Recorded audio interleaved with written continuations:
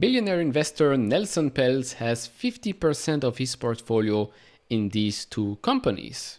Which companies, you might ask? Well, that's exactly what we're going to discuss in this video. Now, if you don't know who Nelson Peltz is, he's a founding partner of Trian Partners, an alternative investment management fund based in New York. He's a non-executive chairman of Wendy's Company, Cisco, and the Madison Square Garden Company. Of course, more recently, you might have known him from the fight with Disney. He wanted a seat on the board. He acquired a lot of shares, which, hint, hint, is one of the companies that he holds in his portfolio. He lost that battle, but we'll discuss that in just a second. The Trian Fund Management has 9 stocks and a portfolio value of over $7 billion. A couple of days ago, we talked about David Tepper's portfolio. If you missed that, it's going to be in top right corner. If you enjoy this type of videos, leave it a thumbs up, subscribe if not, would really appreciate that. If you want to support me even further, do check out the link down in the description and in the pinned comment to get the top 10 best stocks to buy now, or go to fool.com/couchinvestor. Thank you very much. So, Nelson Peltz, Trian Fund Management, the portfolio. Number 1 is Walt Disney Company. It's 41.67% of the portfolio. Last quarter, it was reduced by 1.61%. Then we've got Janus Henderson Group at 13.71%, Ferguson PLC 11.55%, that was reduced by 22.62%, and then Wendy's 8.75% was also reduced by 5.65% last quarter. And so if we look at Disney's stock, Walt Disney Company, it has a market cap of $207 billion, a forward PE of 23.1 times, EV to sales 2.7 times, EV to EBITDA 13.8 times. Now, in the past 3 years, Disney stock is down close to 40%.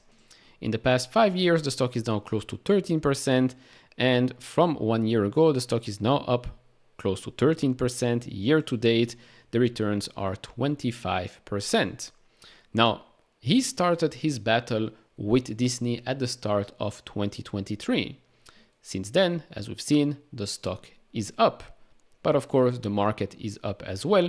But I do think that he had an impact on Disney. If you look at their quarterly results, you can clearly see that they have been making some changes when he put pressure on the company, especially when it comes to the profitability side of things, which I'm going to show you in just a second.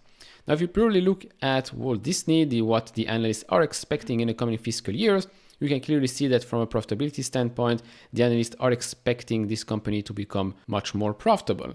For fiscal year 2024, year-over-year growth with regards to sales only sits at 3.3%, 5.3% in fiscal year 2025, and close to another 5% in fiscal year 2026. If you look at EPS growth for this year, that would be up 24.7% year over year, then another 17.5%, and then another close to 11% year-over-year growth in fiscal year 2026. If we look at the average analyst price target, that sits at $124.4, representing around 10% upside from the price we're at today. You can all find this on Coifin, link is down below for 20% off. Then with regards to valuation for Disney, it is now cheaper than its 5-year mean. Of course, we had that period in the pandemic when things became quite expensive with regards to Disney, when they spent and lost quite a lot of money with regards to the streaming side of things. But right now, with the cost cuttings, with the layoffs, things are getting better. And of course, with the parks booming again, things are getting much, much better for the company. They've also restarted to pay a dividend. Dividend yield sits at 0.8%. Now, if we quickly look at their last earnings report, we see that revenue were flat year over year. Income before taxes increased 62% year over year. Total segment operating income up 27% year over year. Diluted earnings per share up 49% year over year, and diluted EPS excluding certain items, that was up 23% year over year. Cash provided by operations and free cash flow have basically exploded year over year, going from a loss to or a used to now cash flow and cash provided in operations. Of course, layoffs, canceling of shows, delaying of shows and movies definitely helped with that. Then more recently with the annual meeting and the vote taking place, well, Trian took the L and this was their response. While we are disappointed with the outcome of this proxy contest, Trian greatly appreciates all of the support and dialogue we have had with Disney stakeholders. We are proud of the impact we have had in refocusing this company on value creation and good governance. Since we re-engaged with the company in late 2023, Disney has announced a host of new operating initiatives and capital improvement plans. The board has been refreshed with 2 new directors. Over the last 6 months, Disney stock is up approximately 50% and the Dow Jones Industrial Average best performer year to date. We will be watching the company's performance and be focusing on its continued success. Disney, of course, made its own announcements, but I just want to talk about what Bob Iger said. I want to thank all our shareholders for their trust and confidence in our board and management. With the distracting proxy contest now behind us, we are eager to focus 100% of our attention on our most important priorities, growth and value creation for our shareholders and creative excellence for our consumers. It's funny because he uses that as an excuse, whereas before Lancel Pence came in, things were an absolute disaster for Disney. Oh, and by the way, the next big thing for Disney is obviously looking for a replacement of Bob Iger.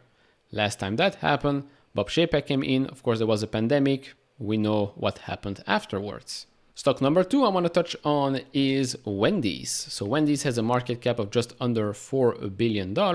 Year to date, it's down 1.3%. The returns since last year, year over year, are 9.2%.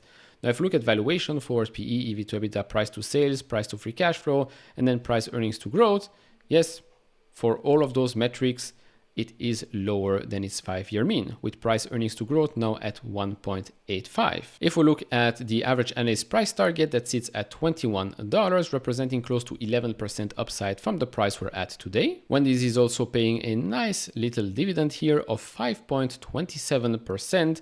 Now, of course, you also have buybacks, so the shareholder yield sits quite close to 13%. Now, if you bought these shares 10 years ago or so, you would be getting 5 cents. Now you're getting 25 cents, so a 5x increase. If we're looking at Wendy's performance in the last 5 years, the stock, purely the stock, it's up 15.56%.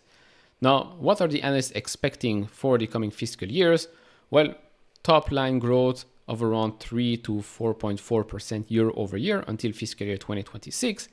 EPS growth a bit more. For fiscal year 2023, we're getting 3.3%, but then fiscal year 25 and 26, we're getting between 11 to 15% year over year growth. If we quickly look at Wendy's fourth quarter results, we can see that system-wide sales growth in the US increased by 2.3%, internationally 9.7%, globally 3.2%.